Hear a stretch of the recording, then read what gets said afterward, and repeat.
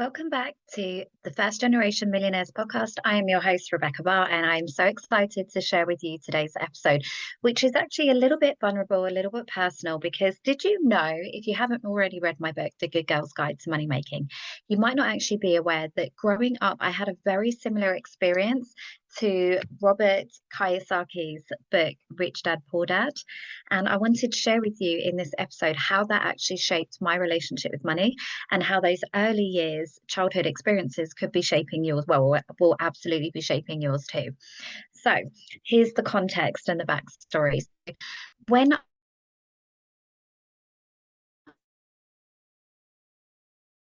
became in naval quarters. So he was part of the Navy.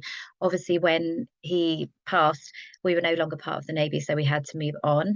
And in that time, my mum received an inheritance, which had essentially been crowdfunded from the people on his ship because he died very young. He obviously wasn't prepared or anticipating that he wouldn't be here. So we're very fortunate for that. But the way in which the money came to us, I believe that my mum unintentionally self-sabotaged because she didn't feel good about how she'd received that money. It was money that she wasn't used to having. So essentially, she attracted a very financially disempowering partner who didn't make good decisions around money between them both. And ultimately, we ended up losing my house again at around, I want to say between 12 and 14.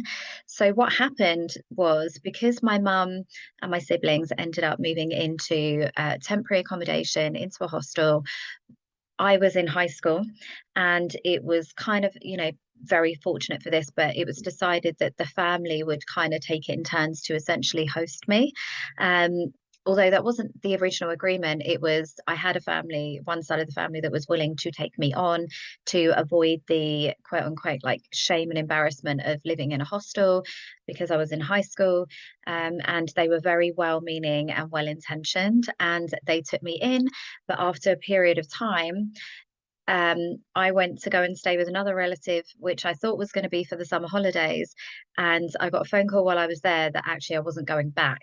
And this wasn't round the corner, it was an hour and a half away. So it meant that overnight, I essentially wasn't living with my siblings, wasn't living with my mum, didn't have a dad, overcoming trauma from living with my stepdad. And then had then also lost all of my school friends, my school, everything that I knew. And it actually meant that I ended up having to repeat a year in high school because the curriculum was so different from where I was then sent. And essentially, I then became like an extra child in this house, which had very opposing views on money. So to the first house that I had experienced, where money was very much in abundance, and conversations were very positive and empowering, and we were talking about holidays. So that in itself was a trauma because I literally went up to my other family members for what I thought was the summer holiday and just never went back. So again, had none of my stuff. I just had a little carrier bag that I'd taken my things with. And it was very destabilizing at the time because I felt very vulnerable. Like I say, I didn't have anything that was mine. And even to this day, I've got no baby pictures because my mum, again, lost all of our belongings. So I've got no baby pictures. I've got no toys, no memories, like nothing of my dad. I think I've got one picture in a frame of him. So the whole thing was very sad. And I remember being very sad about that. Like, I've got nothing. I've literally got whatever I could fit in the carrier bag that I came with, and that is now my life. But looking back as an adult and who's healed, and as a parent, I'm realizing how little actually those things meant anyway. It's important to have anchors to your childhood, but I've overcome that and I'm good. So it's not like it defined me. It was a trauma at the time, and it's definitely something that I've had to reconcile with as an adult, especially when it comes to now. If anything, I go the other way when it comes to the kids' memories. I keep everything, and I've had to really keep reining myself back in that these things don't matter. As you know, my legacy is the memories, it's not stuff, and they will be fine without these things. But I do have a few intentional things like baby books and stuff that I have for them, which if we only have that one thing, that's okay. So it's quite an interesting perspective. Let me know if you've ever experienced anything the same, where you essentially lost everything that you owned. um, and it was just super sad at the time, but it's good now. So, but how did that shape my relationship with money? Now, obviously, it was, so much else around that experience that happened, feeling like I'd been discarded, being a perpetual guest in somebody else's house where you're not their child means that you are, again, never really settled. So you're therefore not able to express yourself. You don't have a room. So you're not able to kind of, have a sanctuary or anywhere to go and process. So what happened was that I essentially became very disassociated from my trauma and my feelings and my emotions. So I went through, which has actually made me a really great coach, by the way, because it's meant that I can detach myself from situations. I'm great in a crisis. If anything, part of that process was it made me a very inquisitive person. It made me very much a gentle observer of things that were going on around me, because I couldn't be involved in them firsthand because they didn't concern me. They didn't relate to me. I wasn't part of that tribe. And that is one of our basic human needs, is to be part of a tribe. And I never really had that. I was always the eternal outsider. And equally, I've had to do a lot of unpacking with that. But in the very literal sense, I also had a really great education around money mindset. And I think that one of those things planted that seed of curiosity around it, because I could connect the dots. I was always old but beyond my years anyway, because of what I'd experienced growing up. But I was able to start to look at things and think, interesting. Why do they, the people that have the more money, they speak about it in this way, and the people that don't have money are very suspicious, very negative, always on a hustle, always looking for a shortcut, always trying to make do. They don't even aspire to want more money, even though we all know, especially in today's environment, that there are no end of ways that you can make money, and there's no end of ways that you can change your situation. Your past doesn't have to define your future. And I remember having these conversations with my family member at the time, because she meant so much to me, and yet she wasn't in a great situation. And I was like, that Oprah Winfrey, like, motivational pep talk, like, you can do it, I can help you, we can do da da da. And there was no part of her that was accepting that. And I've said, this is why I do the work inside my first generation millionaire academy, because there's so much work when you're not used to having these things. You will unconsciously repel it at every level, even if it's the very thing that you want. You're scared of having it. So, when I then started to do the work and I got my first house at 18, I wanted to bring these family members along for the journey with me. And that can bring a lot in itself, because, like I say, they want it, but they don't want it. So I would end up, I took them to Disneyland. I took them, my cousins, my aunt and uncle, my brother, sister, my niece and nephew, to Disneyland, because I wanted them to experience these nice things, hoping that if they experienced it for themselves, that would create that desire. Now, nobody had told me that, but just intuitively, I was like, they need to see it. They don't know what they don't know, because like I say, I had the privilege of being on both sides of the fence and experiencing both views. And on the other half, going to school with like named brand chocolate in your lunchbox felt like such a luxury. And the way that my aunt on that side of the family was kind of nurturing the kids. She was very much allowing them to be kids, running them a bath, making them dinner, making their lunches. Like, I hadn't experienced that, because I had an emotionally avoidant mum, who was in her own trauma response. So I was very much the adult. I had younger siblings that I was picking up from school, and I was making dinner, and I was making breakfast, because she just couldn't handle any of that at that time. And I do want to caveat it with compassion. And can you imagine, like, being a young mum yourself, then your partner dies, then you go into an abusive relationship, then you lose your money in your home, and then, like, all of these horrible things happen to her, and she'd already had a traumatic life before then. So I have no judgment. It's only compassion, because we are ultimately all just doing the best that we can with what we have available to us. But this is the importance. This is the work. As the first generation, this is your responsibility. If you've got any part of you that knows that you're meant for more, is to pay it forwards to the people that are coming up behind you by committing to that work. So if you haven't read the book, I would love to invite you to do it, because I just felt so seen after reading it. I was like, wow, this is why I felt this way. Um, and like I say, having that emotional detachment my whole life made me feel like there might be something wrong with me. Because for a long time I couldn't cry, like genuinely couldn't cry. And I remember almost like trying to will it out of my face, out of my eye holes. I mean, and even now I struggle when with having that emotional connection because I'm a mum of six and there is so much going on and I've got so much responsibility and so much energy that I need to hold. But I also have to ensure that I don't stay in my wounded masculine where I'm constantly giving out my energy to other people and not allowing myself to receive because that will block your flow of abundance like straight away.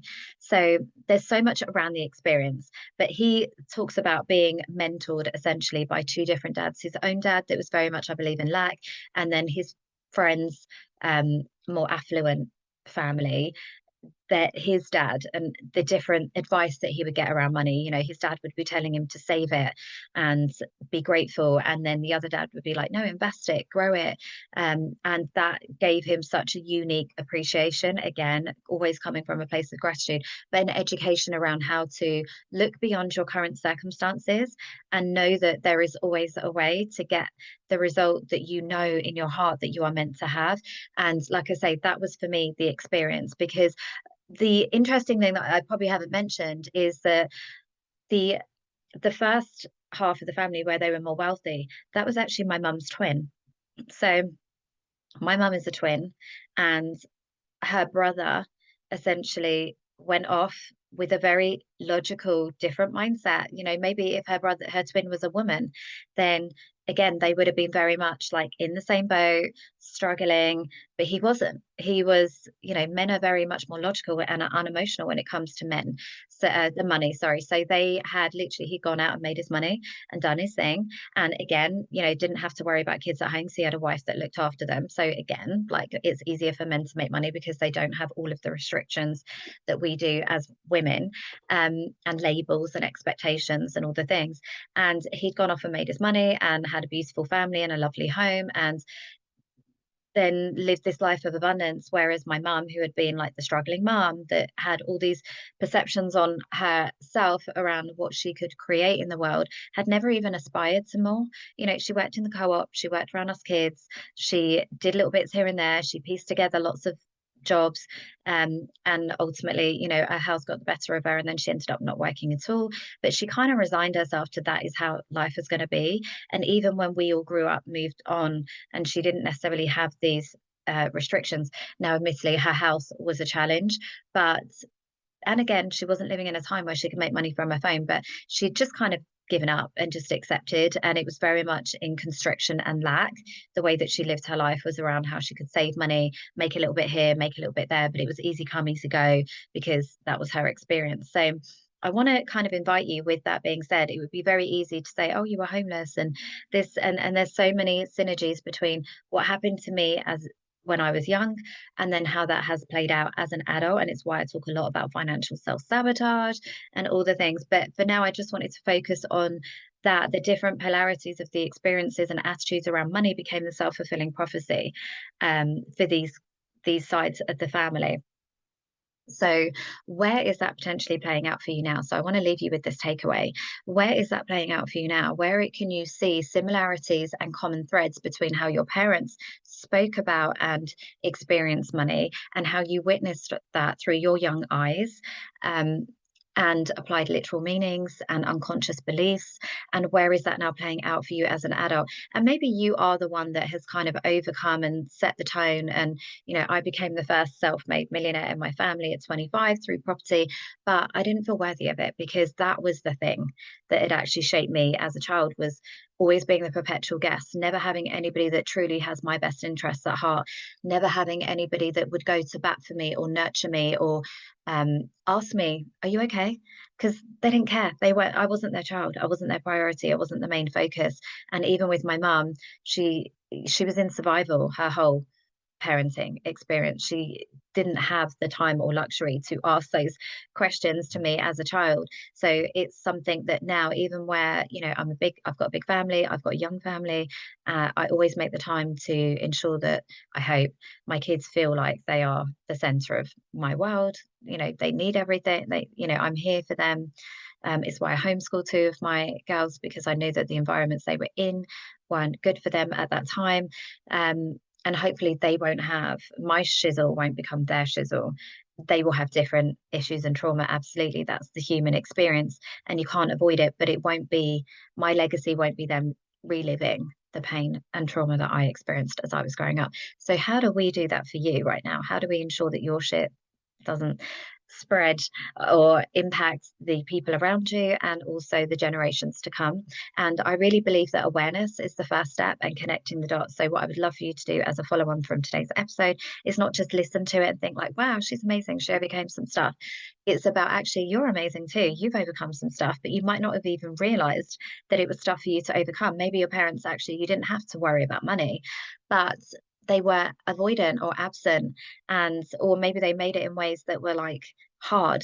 So now for you're overcomplicating your business, you are making things harder than they need to be. You're not fully appreciating or allowing yourself to receive. Maybe you have picked up things at school and attitudes in society and films that you watch. There will be so much that is shaping your relationship right now and therefore your reality. um, that is just an opportunity for growth and unpicking and awareness and all of the things. So that is my takeaway for today. I want to always make sure that you have something that you can go away and work on as a result of these episodes. So what did you witness? What did you see? How is that now potentially shaped your reality right now? Sit with a journal, sit with a coffee, have a moment of reflection as you're listening to this. And therefore you can start to reclaim your power, rewrite your narrative, um, reimagine your experience of how things get to be for you as you move forwards. I hope that you've enjoyed this episode. I hope that you've got some takeaways from it. Please let me know in the comments. Please make sure that you like and subscribe and share it with somebody else that you think will really gain value. Obviously, this is open to more than just women, so it doesn't have to be a business bestie. Maybe it's a partner or a sibling. Like I say, my brother is always my biggest opportunity in life. I absolutely have a mission to support him to get out of his conditioning and environment to create a life that's more exceptional than it currently is right now, because I know he's not fulfilled. But yes, let me know. I love to create these episodes in collaboration. It's the feminine energy way of leadership, is to create in collaboration. So thank you so much for joining me. I can't wait to see you on the next episode.